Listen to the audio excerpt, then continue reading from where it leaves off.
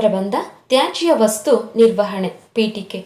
ಸೌರಮಂಡಲದಲ್ಲಿ ಹಲವಾರು ಗ್ರಹಗಳಿವೆ. ಅದರಲ್ಲಿ ಜೀವಿಗಳಿಗೋಸ್ಕರ ಇರುವ ಏಕೈಕ ಗ್ರಹ ಎಂದರೆ ಭೂಮಿ. ಈ ಭೂಮಿ ಹಲವಾರು ಜೀವಿಗಳಿಗೆ ವಾಸಸ್ಥಾನವಾಗಿದೆ. ಇಲ್ಲಿ ಪ್ರಾಣಿ, ಪಕ್ಷಿ, ಮಾನವ, ಕೀಟ, ಮರಗಳು ಸಹ ಇವೆ. ಇವೆಲ್ಲ ಇರುವುದು ಈ ಭೂಮಿ ಮೇಲೆ.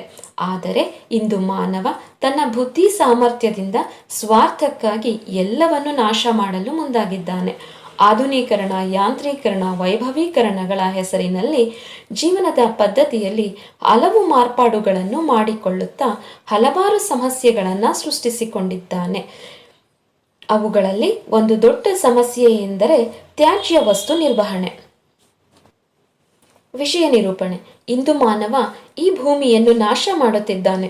ಭೂಮಿ ಮೇಲೆ ಮುಂದುವರೆದ ರಾಷ್ಟ್ರಗಳಾದ America, China, Japan, Europe, Russia ಮತ್ತು ಭಾರತ ಇನ್ನು ಮುಂತಾದ ರಾಷ್ಟ್ರಗಳಲ್ಲಿ ಜನರು ಬಳಸಿ ಬಿಸಾಡುವ ಜೈವಿಕ, ಅಜೈವಿಕ, ರಾಸಾಯನಿಕ ವಸ್ತುಗಳು ತ್ಯಾಜ್ಯ ವಸ್ತುಗಳೆನಿಸಿಕೊಳ್ಳುತ್ತವೆ.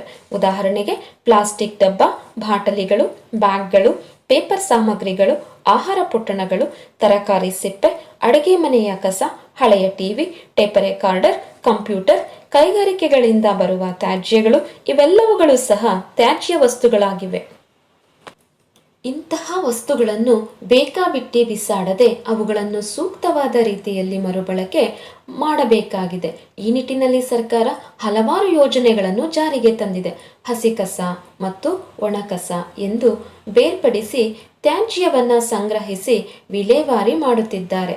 ಇದಕ್ಕೆ ಸಾರ್ವಜನಿಕರು ಸಹಕರಿಸುತ್ತಿದ್ದಾರೆ. ಹೀಗೆ ಸಂಗ್ರಹಿಸಿದ ಹಲವಾರು ವಸ್ತುಗಳನ್ನು ಮರುಬಳಕೆ ಮಾಡಲಾಗುತ್ತಿದೆ. ಗಾಜು, ಪ್ಲಾಸ್ಟಿಕ್, ಪೇಪರ್, ಲೋಹಗಳು, ಲೋಟ, ಪೆನ್, ಬ್ಯಾಗ್ ಇತ್ಯಾದಿಗಳನ್ನು ಬೇರ್ಪಡಿಸಿ ಮರುಬಳಕೆ ಮಾಡುತ್ತಾರೆ. ಕೆಲವು ವಸ್ತುಗಳನ್ನು ಅಂದರೆ ಕೊಳೆಯುವ ವಸ್ತುಗಳನ್ನು ಗೊಬ್ಬರವಾಗಿ ಪರಿವರ್ತಿಸುತ್ತಾರೆ. ಕೆಲವನ್ನು ಸುಟ್ಟು ಬೂದಿ ಮಾಡಿ ತ್ಯಾಜ್ಯವನ್ನು ವಿಲೇವಾರಿ ಮಾಡುತ್ತಾರೆ. ಕೆಲವು ವಸ್ತುಗಳಿಂದ ಅನೇಕ ಉಪಯೋಗಗಳು ಸಹ ಆಗುತ್ತಿವೆ. ಇಂದು ತ್ಯಾಜ್ಯ ವಸ್ತುಗಳಿಂದ ವಿದ್ಯುತ್ತನ್ನು ಉತ್ಪಾದನೆ ಮಾಡಬಹುದು. ಮಕ್ಕಳಿಗೆ ಆಟದ ಸಾಮಗ್ರಿಗಳನ್ನು ತಯಾರಿಸಬಹುದು.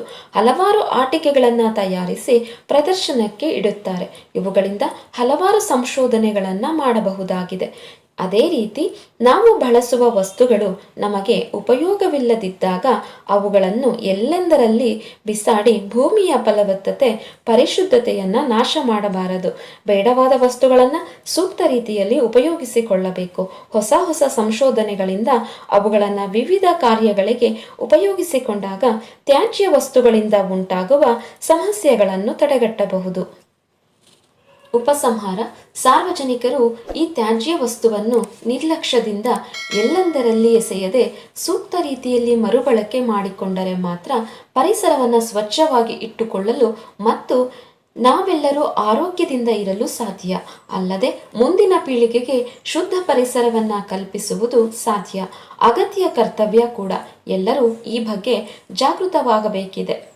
ತ್ಯಾಜ್ಯ ವಸ್ತು ನಿರ್ವಹಣೆ ನಮ್ಮೆಲ್ಲರ ಹೊಣೆಯಾಗಿದೆ.